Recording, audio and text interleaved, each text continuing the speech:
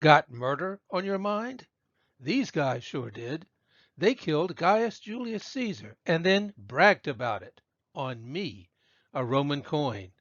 I'm the most famous, the most enduring, the most ill-considered admission of guilt in all of human history. I am the original assassin's Screed, and this is my true story.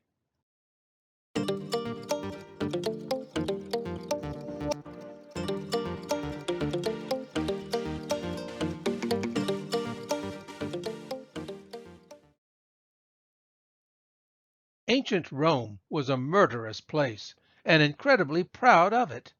The city was founded on the very spot where Romulus killed his brother Remus. Many artworks imagine the young twins in happier times, when they escaped their murderous uncle by hanging out in the woods with a most obliging wolf. The boys grew up and of course killed their evil uncle. It was only later that Romulus got rid of his brother too, so that he could become the first king of Rome. Hence it's Roman history and not Riemann history. The original population of Rome claimed without the slightest embarrassment that all of them were murderers and rapists that no one else in Italy could tolerate. According to some legends, these first citizens grew tired of Romulus's tyrannical rule, and of course they killed him too. From then on, it only got worse. The Romans celebrated the murders of many in the long deadly déjà vu linking Romulus to Julius Caesar. Assassins were often considered heroes of the state, saviors of the king-hating Romans. Marcus Junius Brutus wanted to be one of them, and that's why I'm here. Brutus was so pleased to help slay Caesar in 44 BCE that 2 years later he commissioned me as a public confession, bearing his name, his mugshot, means, motive, and even the date of his victim's death, the famous Ides of March, March the 15th. Why did he do it? Well, this Brutus proudly hailed from two of Rome's most patriotic families, with ancestral heroes in both his father's and mother's lineage. Lest anyone overlook that legacy, Brutus made a habit of celebrating it on Roman coins. First, as a minor magistrate in about 54 BCE, he issued state currency honoring the virtues of libertas, meaning freedom, and its greatest champion, his ancestor Lucius Junius Brutus, shown with an armed escort on the coin. This man was famous for ridding the Romans of a tyrannical king named Tarquin the Arrogant back in 509 BCE. That liberation had allowed a grateful population to establish the Roman Republic. The original Brutus was forthright and courageous in his defense of liberty, but he was not well educated or refined, as his name attests. Brutus refers to someone dull and dim-witted, whence we get our word brute. Yet another coin added a commemoration of Brutus's maternal forefather, Gaius Servilius Ahala, who saved the young republic in 439 BCE by murdering a dangerous would-be tyrant. This noble assassin used a dagger he had concealed under his arm, hence the name his family carried down through history, Ahala, which means armpit. These hallowed family traditions of stopping tyrants in their tracks were never far from the mind or the money of Marcus Junius Brutus. He very deliberately followed in the footsteps of his famous forebears by taking the lead in Caesar's assassination, and then he minted me to celebrate that murder. The abbreviation IMP stands for Imperator, a title that stirred the blood of every ambitious Roman. It signified a commander's success on the battlefield. Proud though he was of this accolade, Brutus would be pained to know that the term would come to mean emperor after the fall of the republic that he was trying to save. That is not the only irony on this side of me. It was one thing to picture your long-dead ancestors on Roman currency, as he had done before, but quite another to portray yourself. The display of a living man's portrait on Roman money had long been forbidden. It was a foreign practice that smacked of royal pomp and despotism.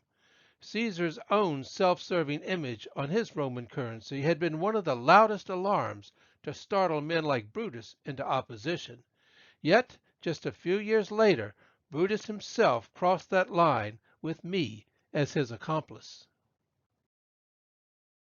I did not work alone. I display my helper's abbreviated name, Lucius Praetorius Castianus. He was the quartermaster assigned to accompany Brutus on military campaign, and his duties included the payment of troops while on the march. Armed and ready, those troops had rallied under Brutus's banner to fight against those still loyal to Caesar's memory, men such as Mark Antony and Octavian, who vowed to avenge the fallen dictator. Brutus killed for his principles, but his soldiers preferred killing for cash. Money like me kept them in line and proclaimed the justice of Brutus's cause. Today, Brutus might take to Twitter or television to spread the news of fulfilling his familial destiny, but coinage was the go-to means of mass communication in the ancient world. Brutus certainly made the most of its potential on my other side. The image of a simple cap called a pileus occupies the center of my reverse. Unadorned and fashioned from cheap felt, such caps were worn by former slaves in Rome. Every soldier serving under Brutus's command understood its significance, for this freedman's cap symbolized the motive behind Caesar's murder. Declaring himself dictator for life, the tyrannical Caesar had enslaved the Roman state. The two daggers illustrate the brutal but necessary means taken by Brutus and others to liberate their republic. Below these images, Brutus has immortalized the very day of the event, Ide Mar, meaning Idibus Martiis, the Ides of March, a day set aside every year in Rome for the settling of debts. All coins have a history, but not all history has a coin. What happened on March the 15th, 44 BCE is the rare exception, thanks to me. So yes, I am a golden-tongued assassin's screed, a confession immortalized in metal. The Romans marveled at me and my silver cousins for many generations. During their civil war of 69 CE, the so-called Year of the Four Emperors, my design inspired this hopeful but hopeless proclamation that liberty and the Republic had been restored. I was even mentioned by the Roman historian Cassius Dio in the 3rd century CE. He wrote, Brutus stamped upon coins his own likeness and a cap with two daggers, indicating by this design and by the inscription his liberation of the fatherland. Surely then Dio could still see coins like me in the numismatic collections of his day. So could people 1,300 years later during the Renaissance. That's when another assassin blatantly copied the design of Brutus's coin. On January the 6th, 1537, Lorenzino de' Medici murdered his cousin Alessandro the Duke, expecting like Brutus to be hailed a hero for his crime. Both murderers made the same mistake, however, misjudging public opinion so badly that not even their coins could save them. Confession may be good for the soul, but not for survival. The killers are gone, but we coins are still here and admired now more than ever.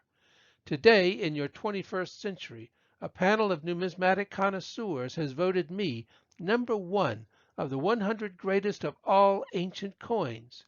Et tu, Brute? I'm Dr. Frank L. Holt, hoping you liked this video and feel inclined to tap that little red subscribe button in the lower right-hand corner. That way you won't miss the next journey into my ancient world. I'll see you there.